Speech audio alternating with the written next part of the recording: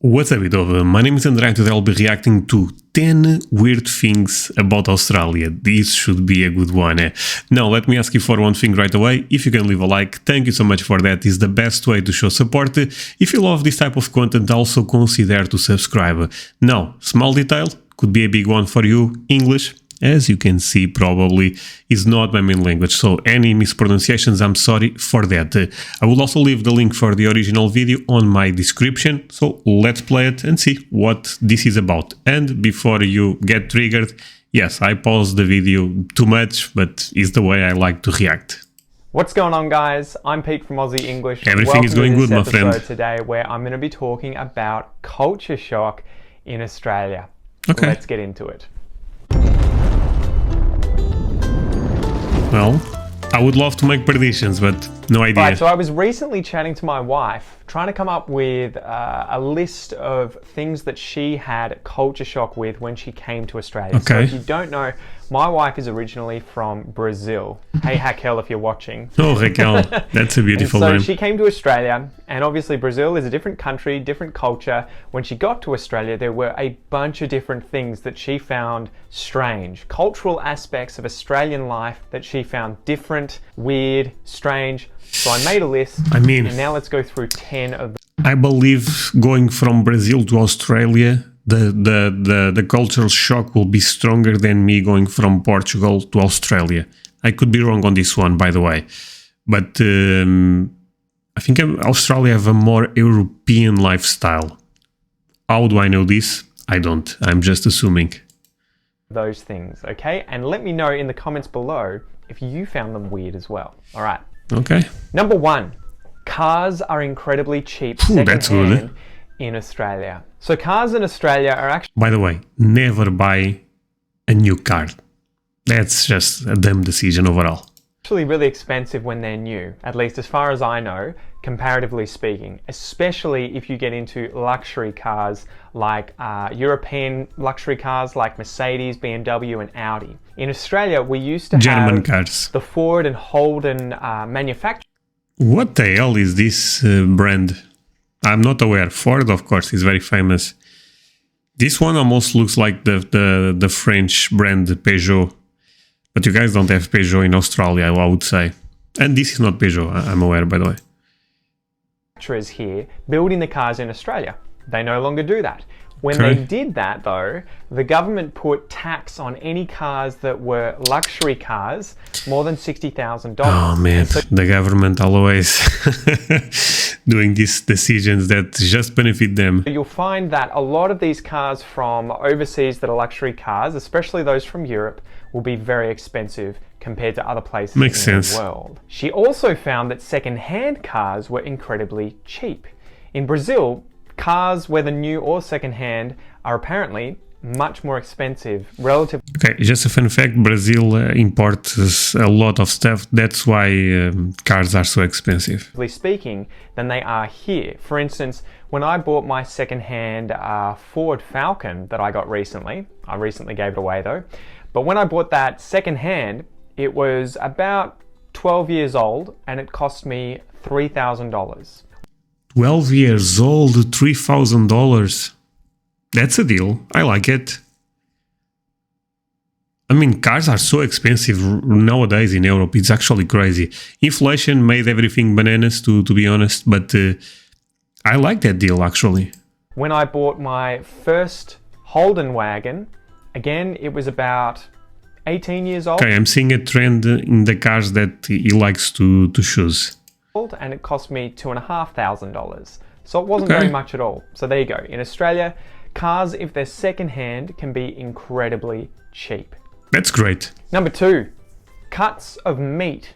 This is one that totally caught me by surprise. I had never thought about this, but the cuts of meat in Australia are very different from how they are in Brazil. One example was when I was looking up how to do Brazilian barbecues in Australia. I wanted to buy some meat and I wanted to try and do them. Dude, Brazilian barbecues, low-key, probably the best barbecue in the world. I'm saying it. Probably the best barbecue in the world. If you guys never tried picanha, oh my god, oh, you guys are not living life. Authentically Brazil style, churrasco. I tried to get the cut of meat for picanha. Picanha See, this guy knows the good stuff, or better saying, his wife knows the good stuff. is a style of Brazilian barbecue where they buy the rump part of the beef, like from the bull, right? And they put salt on it. There's fat on the beef, and they do it on a barbecue. I tried to go and get this, and I couldn't find it anywhere. I couldn't find the picanha cut of meat at any different butchers that I went to. So I had to specifically ask them to get the entire part of the cow that they normally chop up into different cuts and remove that part for me to then use, because actually for them, they would chop it up and use it as porterhouse steaks, which were cut through that slice of meat, usually like this, as opposed to taking out the whole section, the rump section, and using that instead. So I had no idea that the cuts of meat in Australia are very different from those in Brazil. And if you want to get the certain cuts of meat that you want to use... Well, to be fair, picanha is a Brazilian thing. So you guys are making the typical cut. They are the ones that have a different cut. From other cultures, other countries, you might have to go and specifically ask a butcher to cut them for you. Number 3. Toilet paper. Don't tell me there is no toilet paper in Australia. I said you guys have a European lifestyle. Come on, don't disappoint me on this one. Toilet paper. So I was aware that toilet paper isn't a universal thing when I went to Southeast Asia for the first time. I went to Indonesia, where some of the motels and hotels would have toilet paper because I guess they were used to foreigners from the West coming to Indonesia. But a lot of the time they had a hole in the ground and a bucket of water that you would use to...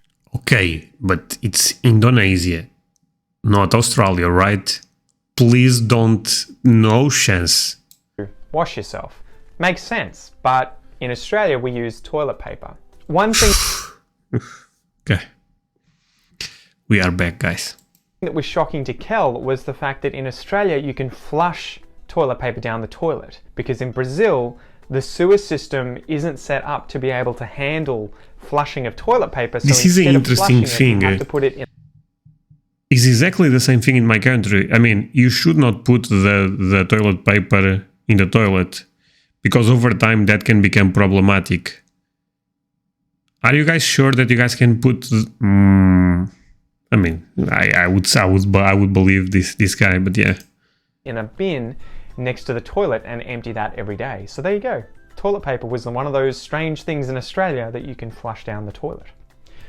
That's practical, to be honest. Number 4, coffee culture in Australia. Any of you guys who have come to Australia and spent a significant amount of time in some of the big cities in particular, like Sydney and Melbourne, will know that we are mental.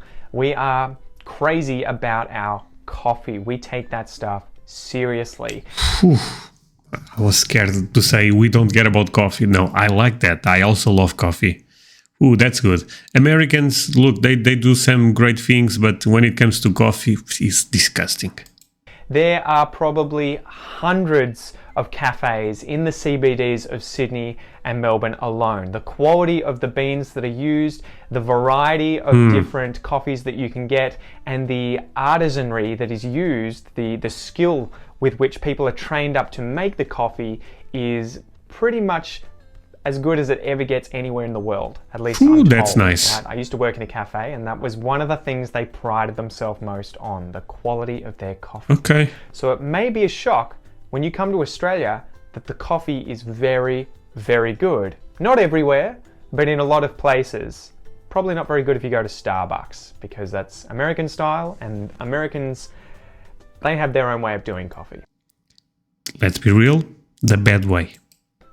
Number 5, barbecues at camping grounds and at the beach. At the beach? No chance.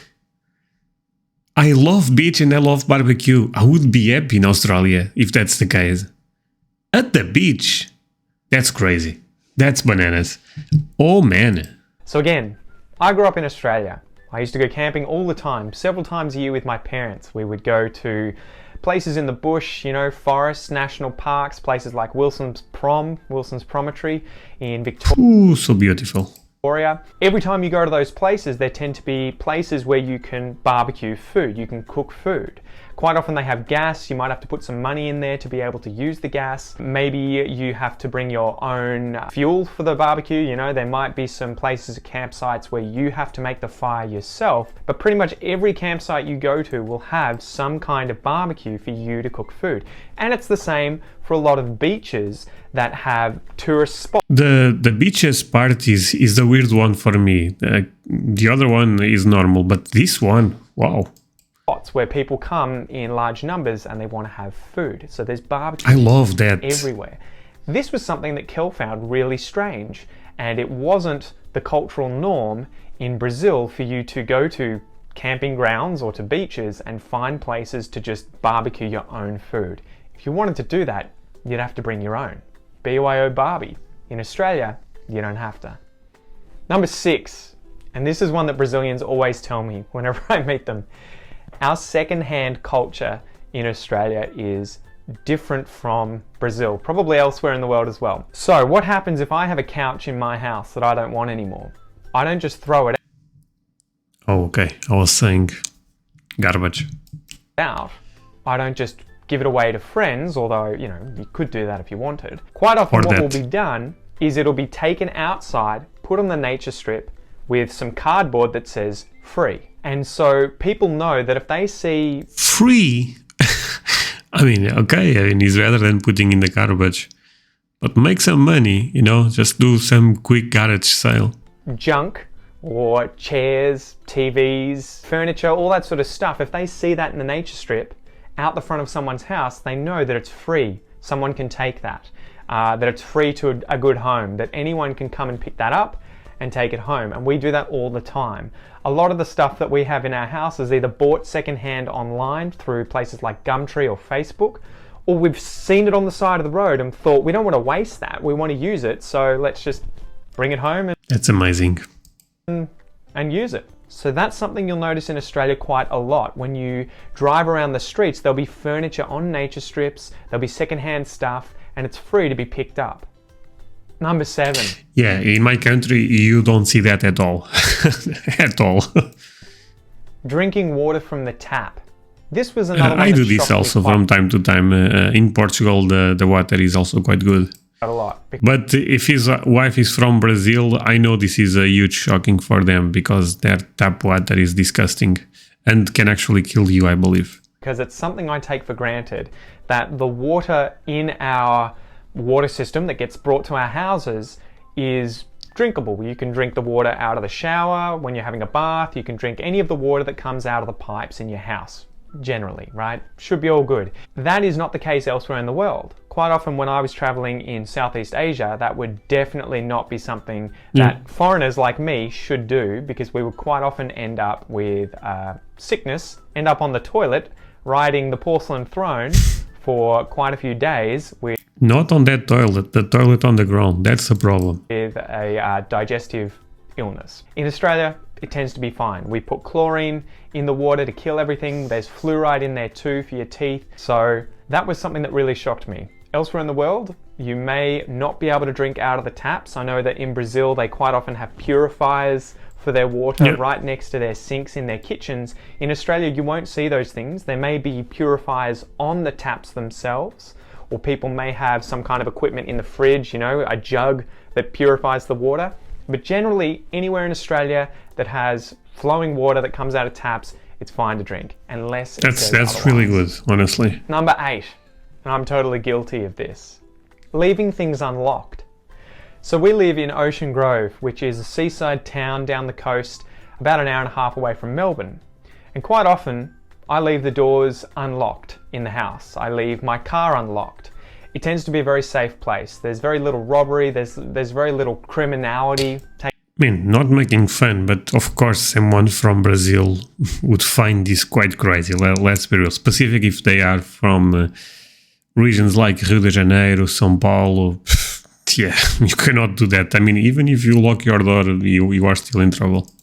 Taking place in Ocean Grove. Most places in Australia tend to be pretty safe, and you won't see things like massive locks Because that's the difference between a first world country to a country that is still trying to get there. On doors, grills protecting windows and doors, and people leaving their cars and their houses unlocked. Don't get me wrong, I definitely lock it from time to time when I'm going away or I'm going out for a long period of time and no one's at home. But this was something that my wife Kel from Brazil found very strange, that you would just leave doors open, or you would go to bed and have the gauze doors shut at night, which could just be opened to let air in. She would find that very strange that they would not be locked, and also that you wouldn't lock your car. Number 9, walking the streets at night. So when I met my wife, I was...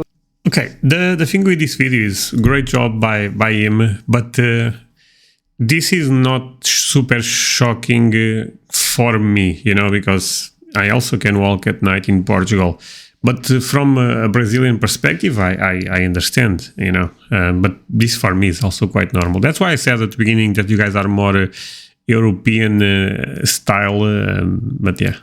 Living in Melbourne, in North Melbourne, and quite often I would be busy during the day studying, and then I would go to the gym, I would go and do jiu-jitsu, I would come home, and at maybe 10 or 11 o'clock at night, I would go for a run, or I'd go for a walk, listen to a podcast, and just walk around the streets. I would walk through some of the parks like Royal Park or Princes Park, and I'd be like, it's not a problem. That was a massive no-no for Kel. That was something that she would never, ever, ever do, because in Brazil, it's relatively unsafe to walk around by yourself at night, especially in places like parks where there's no light. So that was something that kind of shocked me as well. I was like, well, it's Australia. Well, it's pretty safe here. You can sort of walk around anywhere and it's, you're fine. Obviously, we have our own fair share of crime, and sometimes bad things do happen to people, but usually you can walk around at night. Man, the crime in Australia are the good guys in Brazil. Let's be real here. Especially in somewhere like a CBD, a city like Melbourne or Sydney. So beautiful. And you're perfectly safe. So that was something that she found very strange. That was a big culture shock for her when she found out that I would sometimes go for a walk around midnight throughout Melbourne, throughout the parks, with music in my ears or listening to a podcast, for an hour or so, and it was no big deal. But yeah, there you go.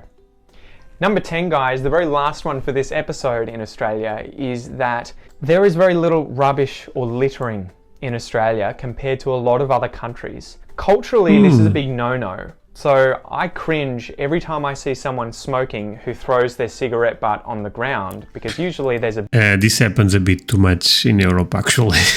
bin within people love to smoke in Europe. That's the idea I also have. Distance that they could just put the cigarette out and throw it in the bin. The same with throwing newspapers or any kind of rubbish, bottles, whatever it is, on the ground. That tends to be a very big social no-no. You don't do that. You put it in the trash. We have bins all over the country, in parks, on streets, where you can throw your rubbish out. So in Australia, littering, it occurs, people definitely litter, but it is a social no-no. You will quite often be yelled at, or people will say something if you do that in front of people, okay? So that's it for this episode, guys. I hope you enjoyed it. Make sure to let me know down in the comments below if you have another piece of cultural shock, Well, I thought this was a great video. Again, my only complaint, but again, just this is my fault, honestly, to not pre-watch the video, is that this is more shocking to people that are, again, from South America, for example, or Asia, Africa, from people from Australia, from Europe, from the United States, probably don't find this as weird. The one that I was not expecting is the barbecue stuff at the beach. That's kind of low-key genius to me. Guys, do not forget to leave a like, and see you guys next time. Bye.